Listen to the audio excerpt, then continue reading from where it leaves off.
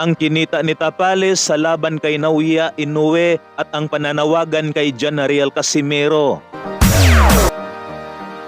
Eto mga idol, base sa lumalabas ng pananaliksik, courtesy nga po kay Balisong Sports TV, sinabi rito na Marlon Tapales nakakuha nga raw ito ng $500,000 sa kanilang laban ni Naoya Inoue. Na kung atin nga po yang i-convert sa piso mga idol, tumataginting nga po yan na 27 to 28 million. So yan nga raw ang guaranteed kay Tapales. Samantala, courtesy pa rin kay Balisong Sports TV, naibalita na natin ito sa previous video mga idol, na gustong-gusto nga raw ikasani Sean Gibbons ang bakbakang Casimero versus Naoya Inoue. Na kaya siguro gustong ikasani Sean Gibbons ang bakbakan na yan. Unang-una ay ipagpalagay na lamang natin na malaki pa rin ang tiwala nitong si Gibbons sa kanyang dating alaga na si Cuadro Alas at gustong makabawi ang Pinas. Pangalawa naman mga idol, sinasabi nga po ng mga fans ni Cuadro Alas na napakalaking pera nga raw ang maaring kikitain kapag naglaban si Casimero at Naoya Inoue. Kaya isa yan sa maaring dahilan kung bakit gusto ikasani Sean Gibbons ang laban na yan.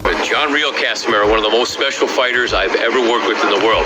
The man fought in 7 countries, won 3 world titles in 7 different countries. The last one was probably the best, knocking out Solana Tete in the 3rd round to set up a potential fight with the monster. Inoue. Yeah, but they got it wrong. I got the monster. They got Inoue. Samantala, sinabi naman ng taga-kahol nitong si Sean Gibbons na si Silver Boys na kung gusto nga raw makalaban ni Cuadro Alas si Naoya Inoue, unang-una nga raw ay magpakumbaba itong si Cuadro Alas. Pangalawang sinabi ni Silver Boys, sipain nga raw ang kapatid o head coach ni Cuadro Alas na si Kuya Lods o Jason Casimero. Bigyan na lang daw ng balato itong si Kuya Lods pagkatapos ng kanilang laban ni Naoya Inoue.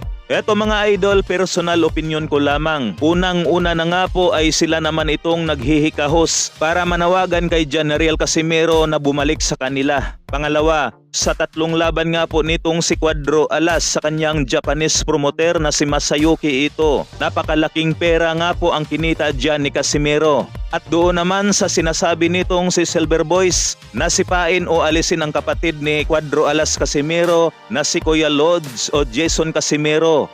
Sa tingin ko nga po dyan mga idol ay napaka-imposibleng mangyari yan. Mukhang malabo pa sa hating gabi na maghihiwalay ang magkakapatid na yan.